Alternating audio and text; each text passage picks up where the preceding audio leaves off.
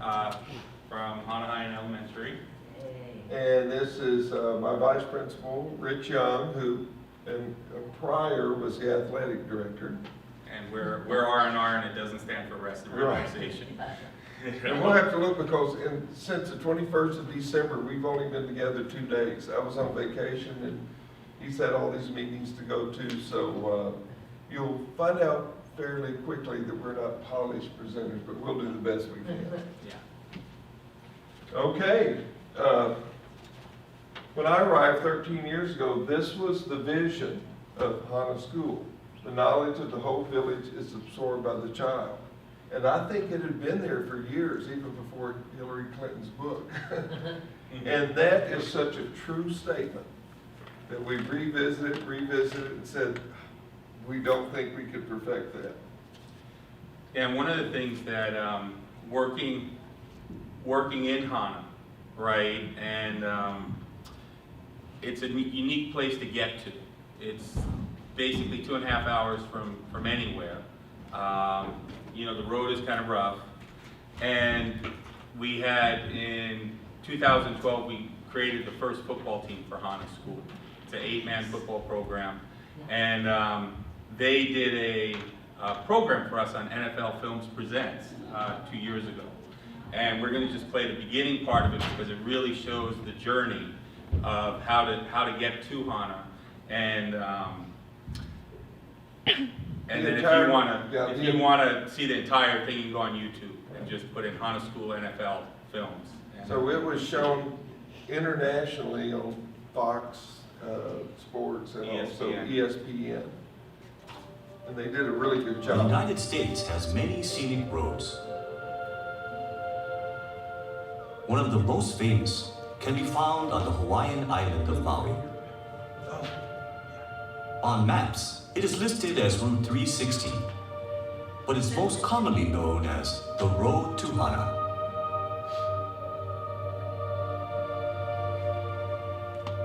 It's a journey familiar to many an NFL head coach, vacationing after the Pro Bowl. Have you ever driven the road to Hana? I think we did do that one time. It took about a gazillion hours. It takes forever. You have to leave at like 4 in the morning.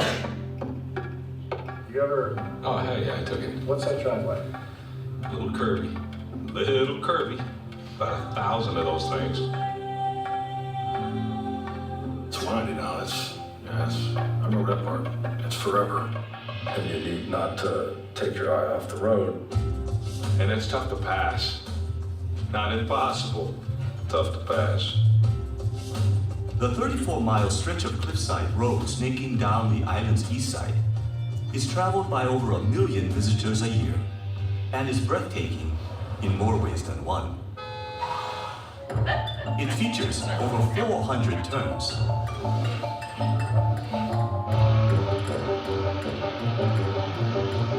There are 54 one-lane bridges. Along the way, there are plenty of sights to see.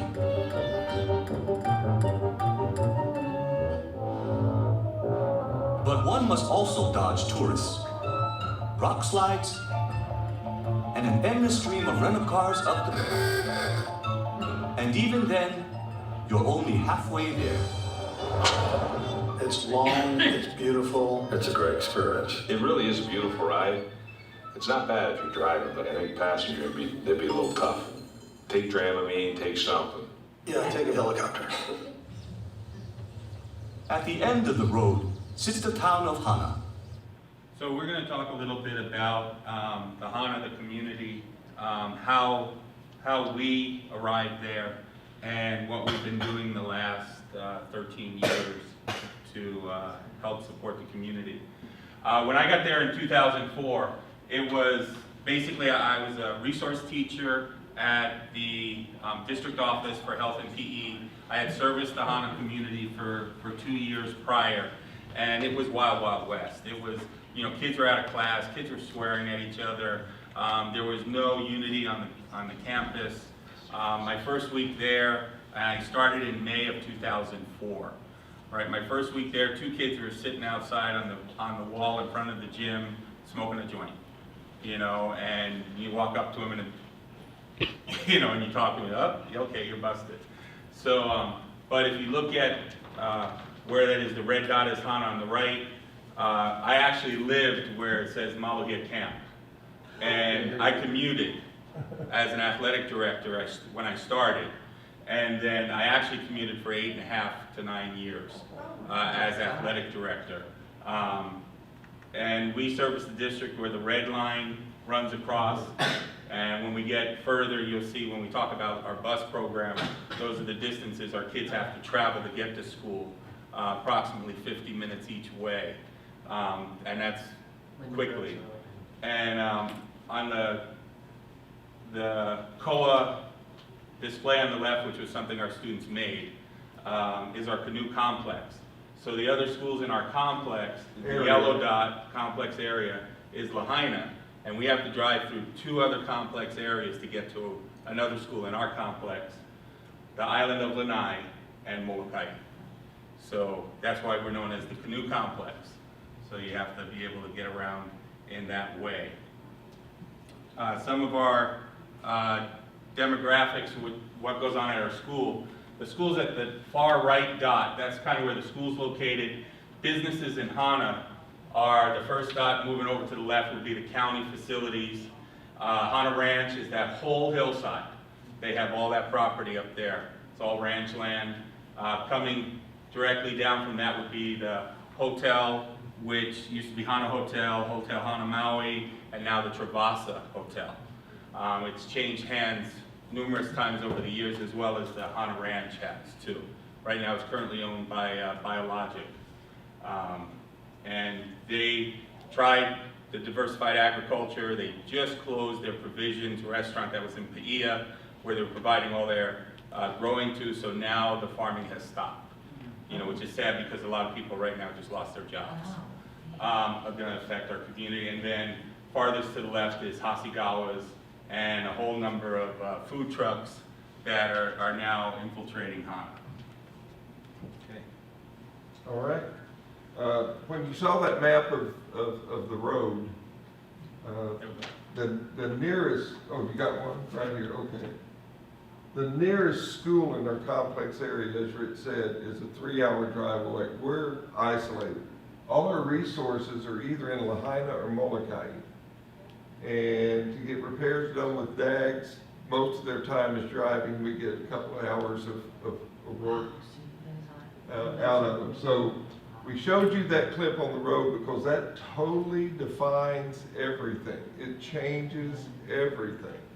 And those are the things we have to work our way around. When I arrived, Rich had been there since May. There was no principal since March.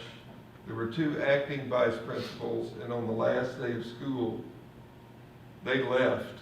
And the job application was out there. The staff was really split. It was in the newspaper. It was a terrible situation. And so I walk into it, and nothing was done. The registrar was very dour and unfriendly, and I found out she was panicking inside because no students were registered. There was no master schedule, nothing. And this is in July. School is going to start in a few days. So it was a mess, and we really had to hustle.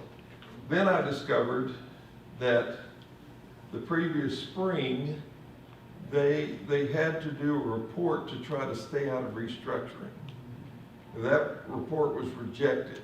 So one of my first things I had to do there is write a report. It had to be due December 1st to try to keep us out of restructuring. But in January, we were one of the first 18 schools to be restructured. Those were usually the Title I schools. And they brought the 18 principals to Oahu, and they kind of had what we call speed dating. The 3 providers at the time were doing presentations to the school. And that was Edison, America's Choice, and Pulliam at that time, which became Pulliam ETS, then ETS. And when I went to all 3 presentations, we went to one, then went to another, then went to another, they all told me the same thing. If you can't, not me, they told the group, if you can't figure out how to find the time to get your teachers together so they can meet and discuss and talk about things, we're not going to be able to help you. And that was really on my mind. And I think we're at the next slide, Rich. And so I started thinking about that. About the same time this was going on, we wrote a 21st century grant. We've actually had two. Rich will talk about the second one. And I happened to have a writer on the campus. He was a former editor of the Anchorage, Alaska newspaper. His wife was on the Pulitzer Prize short list for in the first AP Bureau female press person. She was war correspondent in Vietnam, so I had writers. So we wrote this grant. And our main idea was to get tutoring and to provide transportation for kids because it was an hour in each direction. So once the bus left at the end of the day, these kids were cut off. They couldn't compete in sports. They couldn't do tutoring. And so I met with Rich. Yeah. So as athletic director at the time, transportation to get kids to participate in athletics was huge. And then also kids were going home right at that time in 2004 was one of the ice ages passing through, you know, and so parents were involved in drugs. So the kids were going home to an environment that wasn't really, would I say, positive. So we wanted to create after-school programs, and athletics was that place. You know, when we got everybody back to where they needed to be, also stepping in as athletic director at the time, we had, you know, there was 125 kids at the school when we entered right at the high school level. So it was a little larger than it was and it is now. But our participation was low because so many kids were failing. I think I walked in and there were 35 kids on probation out of that group that participated out of maybe 40 kids that participated. And it was so bad that it was hard to field sports and to schedule. And we just wanted to provide them, kids, if they play sports, will keep their grades up. And we want to provide the tutoring. So with that 21st century grant, we purchased over a period of a few years, 14 passenger buses, which didn't require a commercial driver's license. And we started making, with the grant money also, we could have an after-school tutoring program. So we started making 2 runs every day after the bus ran. One was a tutoring run, and the next one was an athletic run. So they started getting the tutoring, their grades started coming up and everything else. And that slide that was previous talked about the 4-day work week. About the time the grant came in, remember those providers told me, you better figure out a time how to get your teachers to meet. So I found this provision in the contract, and it basically was an agreement between the board and the HSTA that said, you can move around your time how you like, as long as teachers had their duty-free lunch, they had their prep period, and there was instructional time and the other minutes for everything else. Well, basically what we did there is Monday through Thursday, we elevated Wednesday to an equal amount of time. Normally we all had a short Wednesday. So we elevated all 4 days and increased them by 35 minutes. Bang, there was our instructional time. Got it done through Thursday. But, and correct me if I'm getting ahead of myself, we've only gone over this one time. But we knew we couldn't tell the parents of our elementary kids, oh, by the way, don't send your kids to school on Friday. So part of our grant, we hired in partnership with Hana Arts to provide Friday activities for our students so the parents would not be in a bind. And so with this 4-day, we just started realizing benefits that we didn't even think about. You know, chronic absenteeism is huge, you know, now in our state. Well, if you've got a 20-minute session to have your braces tightened in Hana, it's all day. It's 2.5 hours to get to town. And if they can't come back in time to be at the bus when their little ones get off, they just take the whole family. So the whole 3 or 4 kids will be absent because somebody has a doctor's appointment in town. And so we caught on to that, and we sent a letter home and advised the parents, on Fridays, set up all your doctor's appointments. Then we had extra tutoring time on Fridays. The teachers came to us and we don't need the full hours for our meeting. We were doing data teams back then, and that was 2006 or something. So teachers were meeting, it was real relaxed, it was nice, and they got to talk. And so they finally came to us and said, can we provide tutoring on that Friday for some of our kids? This is our middle school mainly that did this. And Will then you run a bus? And we say, absolutely. And so the teachers volunteered. So now this was tutoring time that didn't cost us anything because the teachers are already on the clock. And they wanted to, you know, to benefit these kids. Then we found out that athletics. Well, if you play on Lanai on Friday night, you're leaving Hana at what time, Rich? We'd have to leave Hana at about 8:30 in the morning to go play on Lanai, on Molokai, and about 11 o'clock to play in the central schools.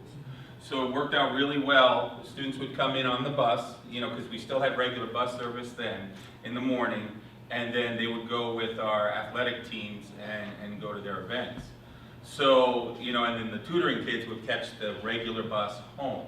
So it worked out really, really well, you know, the tutoring and then the programs. And you remember Furlough Fridays? Okay, Furlough Fridays, our kids were the only kids in the state that did not miss 1 minute of instructional time on Furlough Fridays. They were already off. Now the teachers, you know, they didn't come to school on that day, but the instruction had already been completed. And I just wanted to do it, I guess I did do the intro already on the buses, right? Yeah, so we invested in, we actually from the first grant, we got 6 14-passenger buses. We picked up in 2005 a 2004 that was on the lot, wrote the specification for it, worked with procurement. At the time, it was Connie Chun. If there's any old timers in the DOE, she was a kick. And I said, I want to try and make this happen in a week or 2. And she laughed. And I said, well, how about if I write the spec for you? Right? And that's where relationships, when you're willing to help out another department, because she was like, I'm too busy, I have all these things going on. I said, well, what if I wrote the spec and sent it to you? And you just had somebody at your office read it to see if it was clear. Can we shorten that? She goes, absolutely. So I wrote the spec for the bus, did the research, found who the vendors were and everything else, wrote the spec, sent it to her. Within the month, we had the bus on our campus, right? And then from that, we ordered 5 other ones. We did 3 in one bid, and then another 2 to finish out at the end of the grant. So by the end of 2007-8 school year, we had 6 buses, you know, that we were able to utilize for athletics, field trips, for teachers, and then of course the homeschool, school home after tutoring. And teachers and EAs could drive this bus. So if you wanted to go on a field trip, It's only a regular you license. just paid for the gas out of your classroom monies. So it wasn't $400 to have transportation. And at the time, transportation was, that's what it cost, $400 to get a bus to go to the other side or anywhere else. We took the entire high school to job fair. We took them to a college fair because we were able to load up the buses with everybody and take them out. If you notice here, we used to park next to the gym. It's all grassy, and we're like, oh, our brakes, and everything was corroding, and we had to do more maintenance for them than was necessary or accounted for because the weather was getting to them. And this is, the average bus cost about $60,000 at the time. You know, so $360,000 worth of buses sitting outside in the Hana air rusting. So what we did was we met with 3Rs. At the time was Yuki Lei Sugimura. She was in charge of 3Rs in the state. And we put in a proposal to have a roof extension from the gym. And we have our building program. And what our building program does, they they focus on different types of building to teach our kids how to utilize that type. And you'll see some of their structures later, and you have the book in front of you that has it all in there, and you'll be able to take that home with you today. But our students, I went out and got donations for the concrete, the rock and gravel from Ameren and Hawaiian Cement, with the partners with Tom's Backhoe and another builder that worked on steel and Makahana Ike. They batched 76 yards of concrete in a day, poured it all, and the structure was up within like 5 or 6 weeks. It was all done from And our start to kids finish. now, in their last 2 periods a day, they're building construction class. They're going out there and building it, working with professionals. So that's them working on it. They painted all the beams, so it was all double painted. They learned the trade of working with steel, and steel goes up relatively quick. You know, that was a really nice thing. But at the time, and I think it still is, the largest covered structure in Hana. It's a 32 by 100 structure. You know, and we could fit 2 buses in each area. And we probably should say a little bit about Makahana Ike, right? I mean, So Makahana Ike is our building construction program that's housed at the school. And they've done a couple 3R projects with us. So the building right there is the Bamboo Hale. That was seen on Discovery Channel. If you Google Makahana Ike Discovery Channel, they have the process. It's a prefabricated bamboo building. And we had a little, it used to be called the Red Room. It was just a basic concrete foundation about the size of this corner here. And it was falling apart. It was termite ridden and everything else. We put a 3Rs project to renovate that building. Tore that down and built that. basically, we use one corner We to use say one we're going corner. to renovate this building. Huh. When you say 3R, what is that? 3Rs is, it was a program for schools to be able to construct and take care of minor projects at the school level, to work with community contractors to help pay for the project. So when you have your repair and maintenance, so you have to have a project in your repair and maintenance program to qualify for that project, or they call it BJ4, but a larger than a repair and maintenance. But smaller than a capital But, improvement. yeah, but smaller than a capital improvement. That still exists? Oh, yeah. It does in a different form. See, we've done a couple projects. We re-roofed a lanai and retreaded out the building. They used plastic wood. They extended the roof. They actually was welding. They learned welding to bend the handrails. But what happened was 3Rs, they had a new person come in and they restructured it. You had to like put $50,000 up front to be able to get money back from it. It was a little sketchy. Yeah, we didn't like Yeah, we didn't like it, so we avoided away from it. You know, and it was supposed to be focused for Hawaiian populated schools, Title I schools to do. And we custom do these for ourselves because Rich said the roof came here, so the previous building. So like the Bamboo Holly, it's extended past, so there's a walking area around, and the wind's not gonna blow the water into and, you know, cause problems with the building itself. And so can I say something Yep. about the partnership? Now, that book, the school is only part of it. He has a nonprofit, he does community work, builds wheelchair ramps. Our kids do that community service. He pays them after school. They earn tools, they earn money for tools. He's a huge partner. He built our office, or they did, or our own students did. Yeah. So it's a win-win. He gets to write grants to use our kids to work on our campus to build facilities that our kids use. You know, it's a wonderful thing, and we've got some more examples that we can talk about. But that book in there is totally, all the written is done by the kids. So these are kids that have low self-esteem, and they're getting involved with this. So And here they are. They built 17 structures on our campus, and all's been approved through the DOE. As far as, you know, you work with facilities, you get it approved, the CAS, and you put in for a project. Yeah, it's been good. Once we've started doing it, they kind of just rubber stamp it along the way. Most were done under the Hawaii state umbrella, and a few have been done with permit. Because Hawaii, you can build without a permit for the state. For a while, the other projects that DAGS did, big, classroom buildings, they never got a permit for. So when we went for a permit, they said, nope, sorry, we're not gonna give it to you until you get that permitted. And it's like, come on now, you're killing us. So, we worked with other people in DOE and said, here's the plans, it's signed off by the architect, it's signed off by the engineer, the licensed electrician, the licensed plumber. So getting all the signatures, and through facilities management, they can give the stamp of approval. And when I walked on campus the first day, someone was giving me a tour and they were pointing this out. In my mind, I was going, oh man, this is a mess.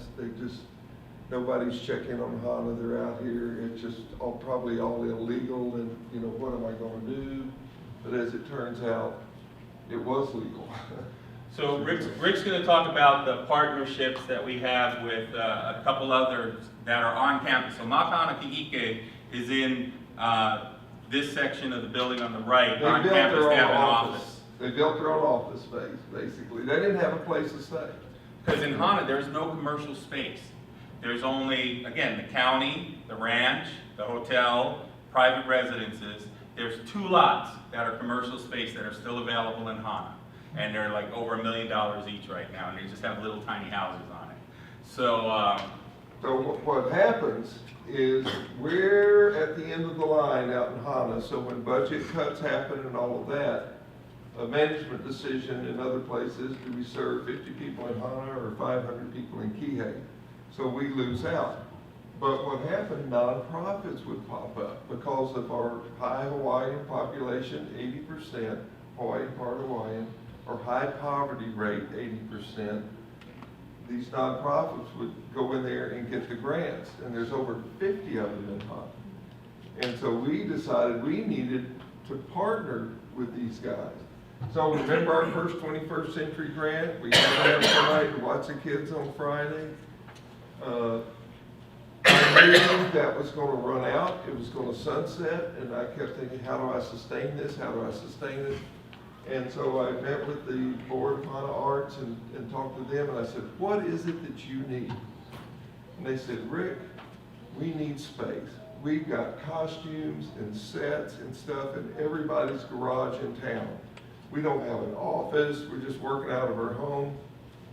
I said, if we can build you a space with office and storage facilities, would you be able to provide us the Friday activity? And that later morphed into our entire elementary art program.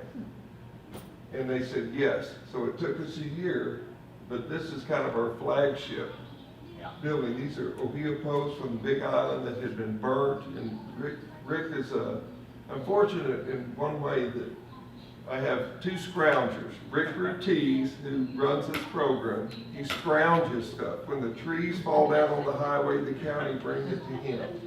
If they're moving dirt, they bring it to us. Rich is my other scrounger. And I think there should be a DOE position. The title of it's called Scrounger because they can come up with a lot of stuff. So anyway, our students started working on this building. The roof, one of our teachers was a weekend instructor at UHMC in building, so he brought his class in to work with our students to build it.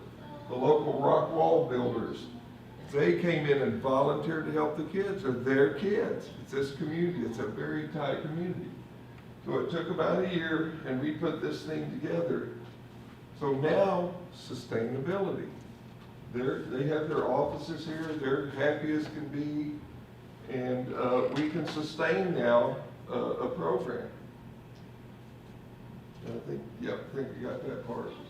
So this is one of my favorite projects. It's bigger than it looks, but we got another partner in town, Ohana Makamai.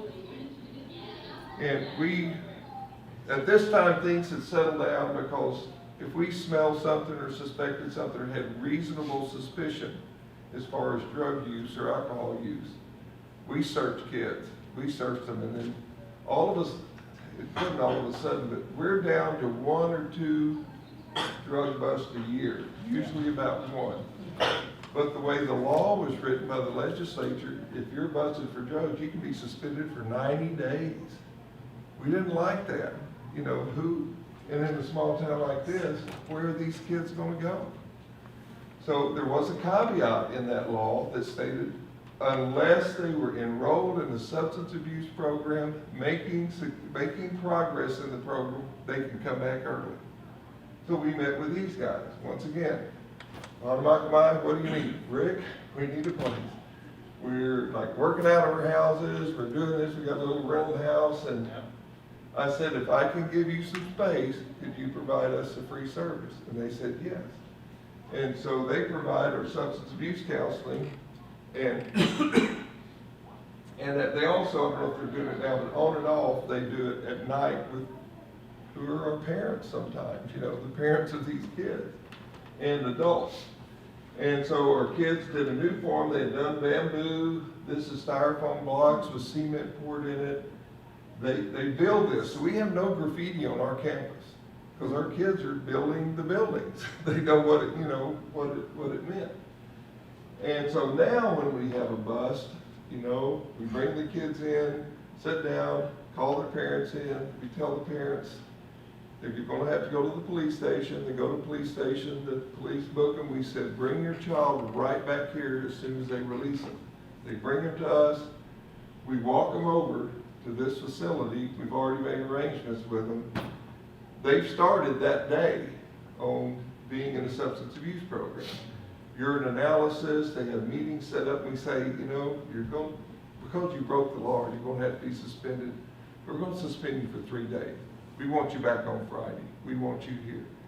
And it's so interesting when you've busted a kid and Have a police their report, parents been literally come up arrested. and hug us, you know, and said, thank you, thank you, thank you for doing this because we made their life easier because what's going to happen?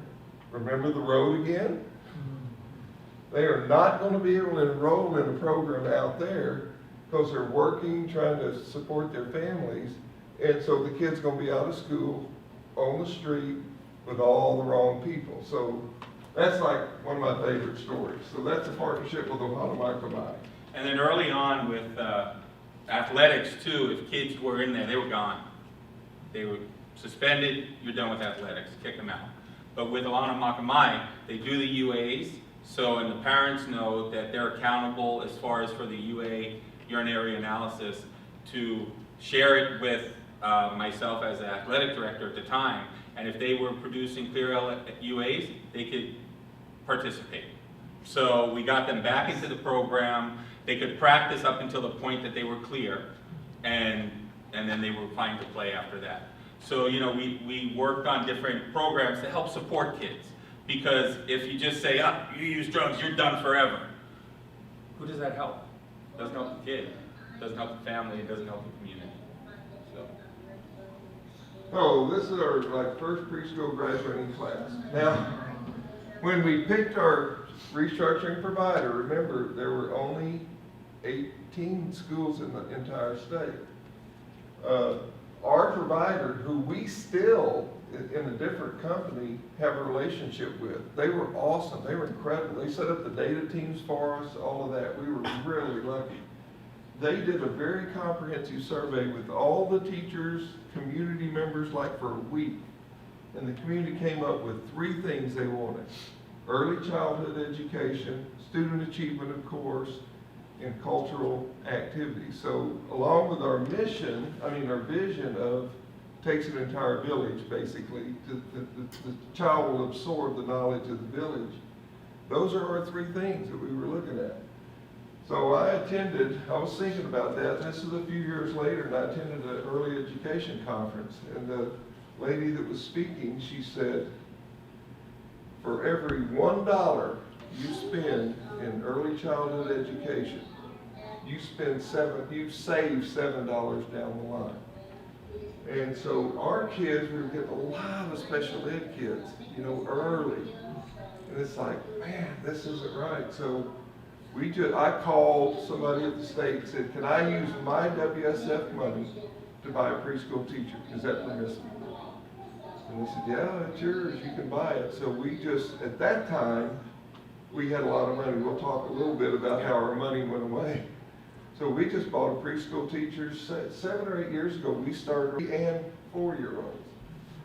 So Kamehameha Schools also has a preschool program in Hana. So between us, we could cover every preschool age kid in Hana, and that was our goal. So every kid could have 2 years. Guess what? Special ed rates went down.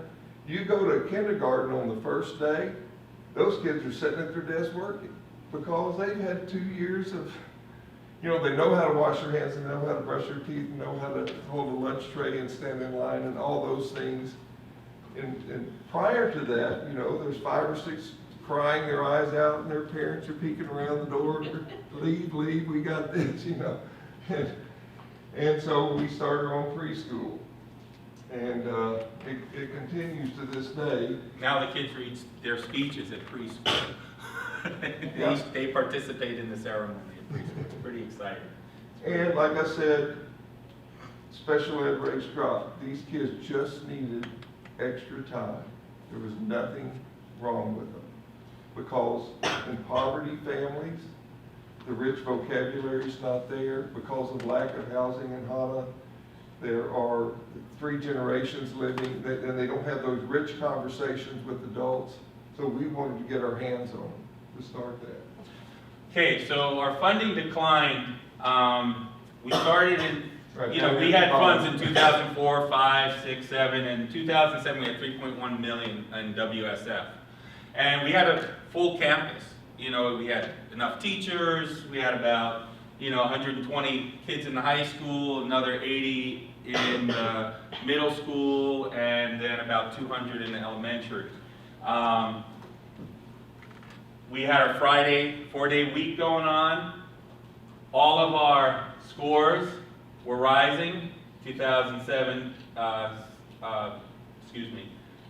6, 6, 7, 7, 8, 8, 9, 9, 10. Scores are all going up. Math and reading, right? It was really good. I think And we had the highest reading Yeah. scores in the district. Yeah, so we made AYP overall in reading and math in the 2009-10 school year. And we also was the highest scores in Maui district for reading and overall reading and math. So we're on the way. We're doing really well. Then Act 51 comes along and readjusts it, because in 2004 Act 51 was good. We could do that. The union went through a renegotiation, and they changed the workday where it wasn't so many minutes, but you had to be in school for so many days a year. So now we couldn't do the 4-day week. And by 2011, although it's been declining, 1.9, 2012, 1.8, we lost 1/3 of our budget, and it was leading to 40% of our budget loss. So Yeah. it was a struggle. And It then was a struggle. at that time, I had 2 vice principals. When I came in, they weren't there yet. I had to hire them. Oh, go ahead. That's want- you? Oh, that's me? Yeah, Okay. that's all you. Oh, yeah, so we started losing this money. And Mike has appointed me on the committee of weights. And so I started trying to bring this to everybody's attention. The WSF was killing us. Because if we had 350 students in an elementary, that's enough. We got enough money. Or a middle, we could run it, or a high. But when you have to have elementary, middle, high school staffs and everything associated with that, it was destroying us. And that's how we were losing that money. They didn't hit you all at once, they took a little bit at a time. And so we, presented to the board, and there were articles and so forth to try to bring people's attention to this. When I was on the committee of weights, I was sharing this with them. They were talking about the Oahu isolated schools. I go, wait. It's 3 hours to the nearest Starbucks. That's what puts it in perspective, and so they gave us a superintendent's, they had a thing called the Superintendent's Reserve Fund grant, because they realized the small, rural, isolated schools were getting the short end of the stick. And so we had to apply, and that's the only thing that kept us alive. Well, one of my VPs, there was one of the high schools on Maui, lost both vice principals. One was, the husband was ill and they were in a mess, so they said, can we borrow yours, the district, the complex area superintendent for the other complex area?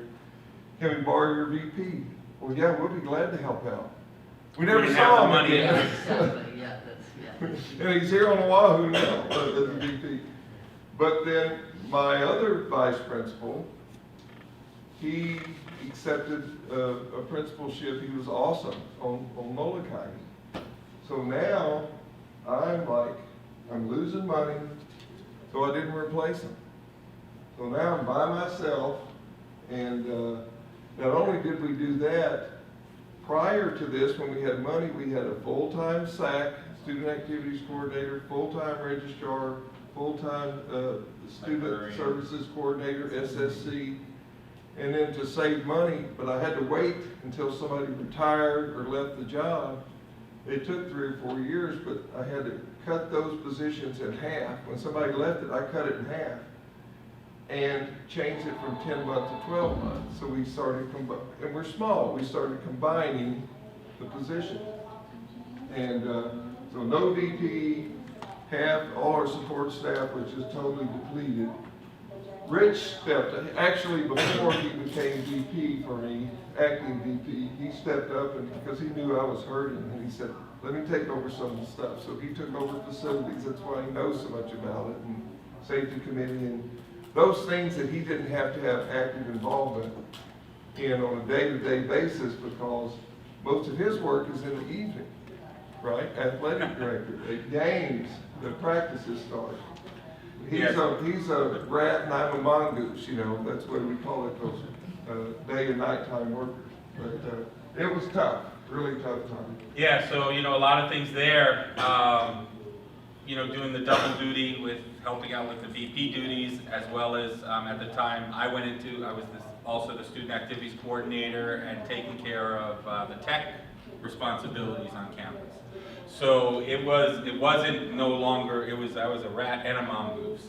So we were you in know, survival it was mode. like survival mode from like 7:30 to you know, 7, 8, 9 o'clock at night going, and it was bad. I introduced the prom court twice at a game. Okay, it got to that point where it was deprivation. Yeah. You know, so you know, and found out a lot of things. I had sleep apnea too on top of all of that. How's that? So it was we were running on just fumes to get things done. But opportunities still come up. And that's the Yeah. name of the game, when the opportunity happens.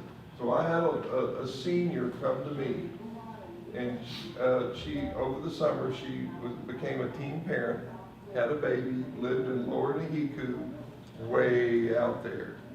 And she said, Mr. Paul, I want to graduate, help me, but I don't know what to do because her parents weren't there. She was living with a boyfriend, an older guy, way down the dirt road, and I talked to her, and we tried everything. It's like social services. Oh yeah, we will pay for childcare so she can go to school.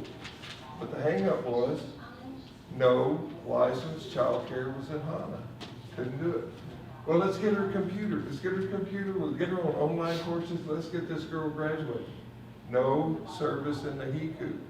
We hit the wall, man, and we lost her. I mean, she didn't graduate. She was coming to me begging, what can I do? I mean, she can't ride the bus.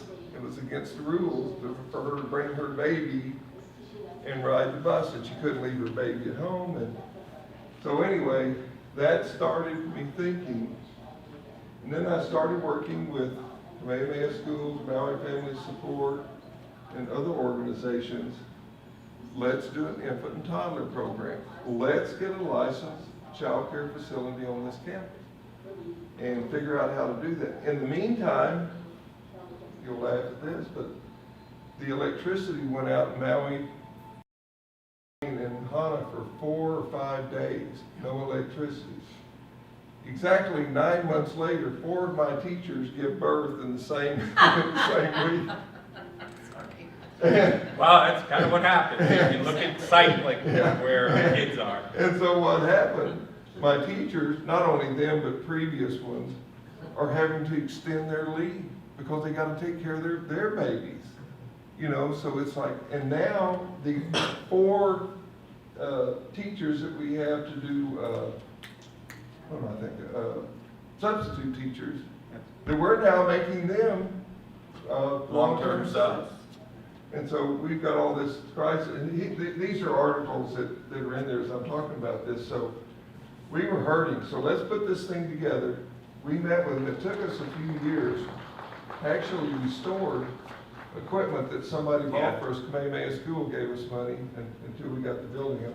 Our kids built the building. Rich, you could talk about that part. Yeah, so basically, this was a classroom, right? And we were trying to actually build a building, right? And I'll get into that in a moment with our new classroom that's actually the preschool, because this classroom was originally licensed as a preschool, right? So we had to get that licensing first. And then we had to get licensed for an infant toddler, washing facilities, cooking facilities, hot water, laundry, 3 sinks. yeah, triple sinks, a hand washing sink separate, a separate sink that's plugged into the wall for the small children to wash in, because they can't wash in the adult sink. So there were a lot of different things. So, and it had to be air conditioned. So we had to increase our electrical, our plumbing, move things around. It was a special ed elementary room, so it had the shower area, it had a male room, female room, and it had a regular restroom with a urinal. Little kids don't need the urinal, so we took that out and put in the washing facility there. But we went to dads and said, hey, can you do this for us, right? They kind of chuckled and they went, we'll get some bids. $15,000. We don't have the money for that. Can we get a licensed plumber and electrician and pay for things ourselves? Sure. Okay, we did it. Cost $4,000 including materials. Okay, so it's if you're willing to do things yourself, you can get things done a lot quicker than working through the system. just be persistent. But you have to ask, can we? Give them an opportunity to try it if they can't do it, and because you don't have to take what they give you, you can use what you found out. And again, signed off for a licensed plumber, licensed electrician, Dags is happy. And these folks to this day, because it couldn't be licensed unless there was a person who had 2 years experience in it. Well, nobody in Hana had experience. So Maui Family Support Services sends a different person out here every day to make that drive, because they see this as a model that can go in other schools and can be replicated. So, I have a question Yes. with that, though. You said, so you said that, you folks, if dads, can't, or you can't afford that, right? That you can then, can we do this ourselves? Will they then come in and, help with repairs? Or do you have to go back to the same people? We're with a charter school, but we're on state property. Mhm. So we have, I ask that because we've done our air conditioning things, and they will come in and say, no, No. we didn't do it, we didn't, So do you get the same thing? Depends if it's accepted by the DOE or not. Okay. So there's some of our buildings that they didn't accept, so we're responsible for the maintenance at the school level. If Alright. they accept it as a project, like the new classroom building that we just built, Right. they accept it as a project, so they'll provide the maintenance on it. So it depends. You have to just get it really clear on who approved it and will you accept this as a DOE project. and we're almost finished, so if Yeah. you'll hang with us. So what I did was to get this classroom built. Originally, we were trying to build 2 infant toddler rooms because we have a need in Hana to be certified. So we were looking to build 2 12-person infant toddlers modeled after the Nanakuli Kamehameha site that they have. So we figured out square footage, how to build it, came out to about $400,000, and Governor Ige was the one who said, hey, write a grant and aid. Okay, so we wrote a grant and aid, and then our executive director from Hana Kaniki said, maybe can you put some operational costs in it? Okay, so we did $400,000 for the material, $100,000 for operations. Well, went to testify and everybody loved it, it's great, sounds good. They gave us $100,000 operational cost. And the DOE takes their share all the time. And yeah, so we ended up getting $87,000 by the end of it, 2 years later, trying to get the funds. And we were able, with the school kicking in a little bit and the nonprofit with their grants, we built a classroom with that grant and aid. Oh, let me say just a little bit about the instructional minutes. Remember the instructional minute fiasco? It didn't affect you if you're elementary, middle, or high, but if you're K-12, the instructional minutes were different for elementary than it was for high school. So that forced us into making 2 separate afternoon bus runs. We couldn't get around it, and we're like, oh, man. And so we had to, and as a result of that, nobody Nobody wanted to bid for the bus So service. no bus transportation now for Hana. Nobody applied. So James Calvi, Robert Joseph, who's our regional Maui district bus supervisor person, they said, a couple of years back, you guys we tongue-in-cheeked them because we were doing the special ed service, saving the state money, and they were helping us for R&M money to take care of our bus service. So we took care of special ed transportation for about 4 years in Hana. And so we were getting some funds to help, maintain our fleet, which was great. And we said, yeah, maybe next time it comes up, we might bid on it. And they kind of laughed and everything else, but when they pulled out, they said, hey, are you serious? Will you take it over? And I said, well, we'll have to sit down and, maybe we'll get a VP who's in charge of it, have a clerk, we'll need, of course, the drivers, and funds for R&M, for fuel. And so they said, okay, and they would provide us 2 big buses, on top of our small fleet. Great, okay, let's start. We didn't get the funds until September 2015. School started in July. So we ran a bus service, we figured out how to do it with our 14 passengers, made the routes and everything else, before we even got funding for it. And we really did put the cart before the horse, because we should have had everything outlined and in place. But we needed to take care of our kids. We needed to get students, because coming from K&I and Kipahulu, right, on the bus, and they had the bus ride, they were using big buses.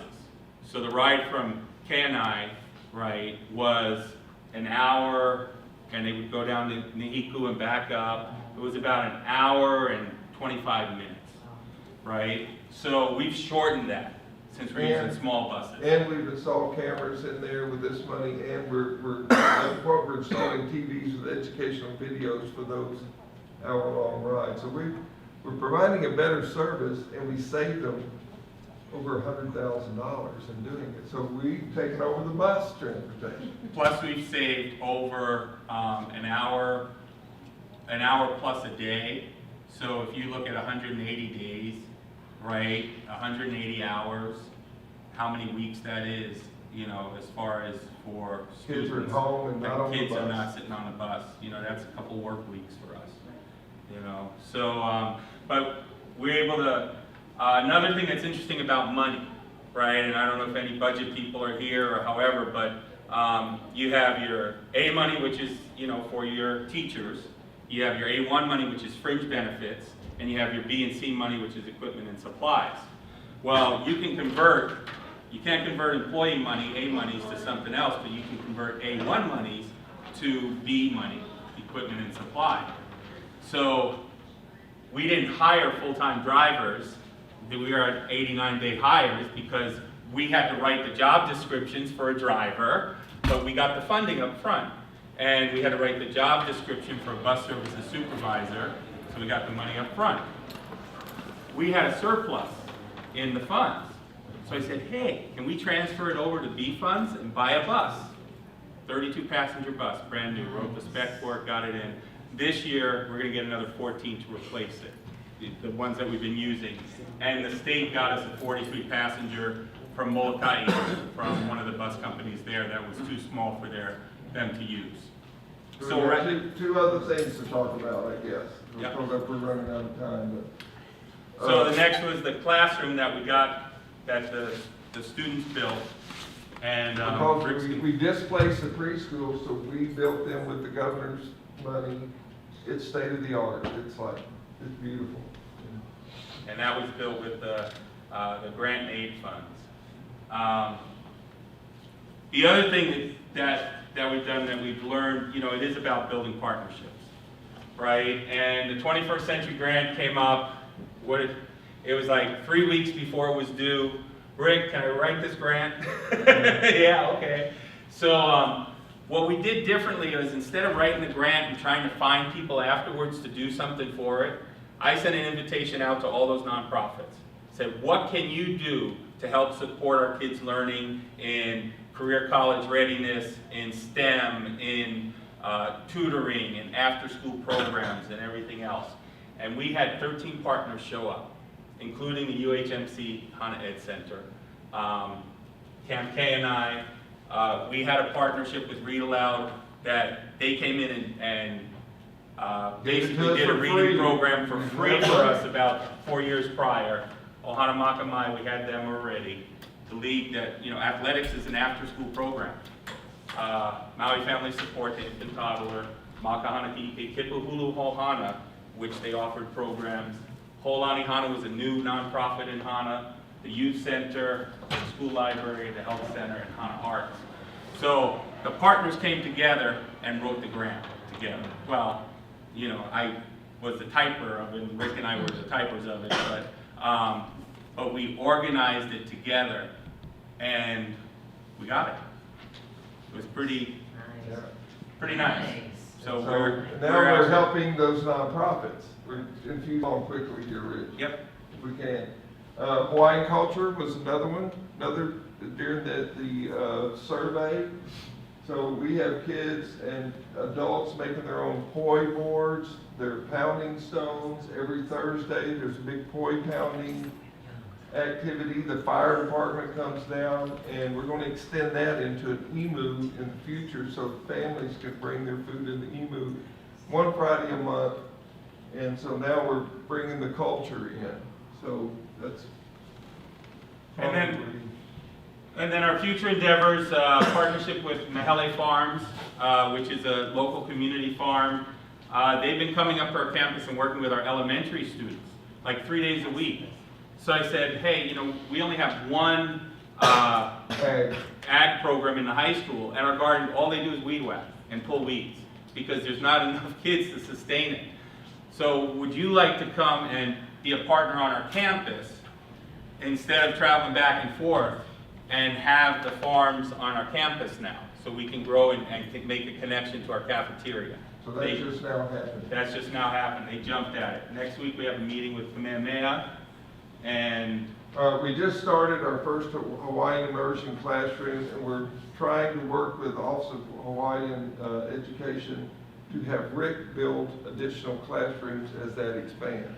So let's move on, Rich. We're holding them up too long. okay, so Hana means work, and empowerment takes time and others. So those are just.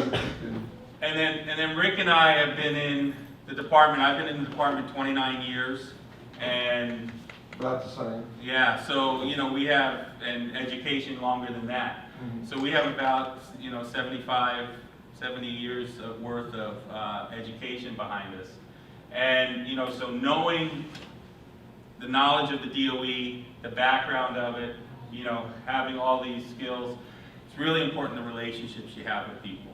And I always like doing things face to face. Crazy ideas. We're both crazy, so we accept it. Let's flip over to the last one this is the guy that runs the construction program, and that's us, of course, and we work with our teachers as teams. So let's go to that next one, we'll roll them up. Yeah. These guys really helped us.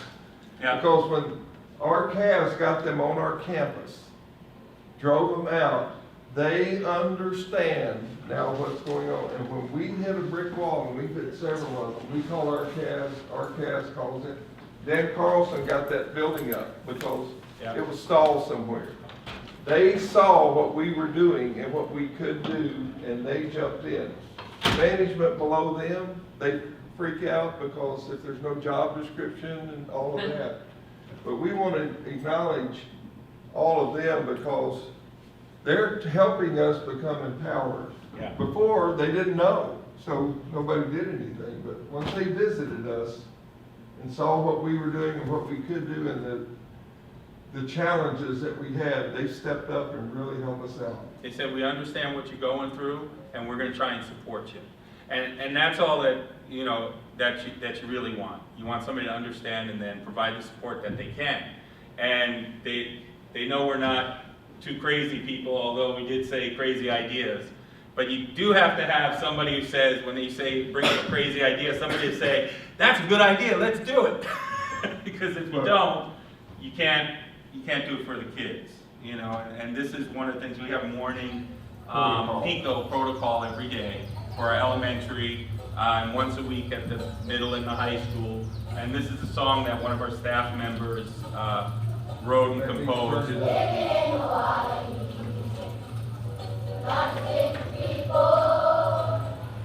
One thing that we want to say is that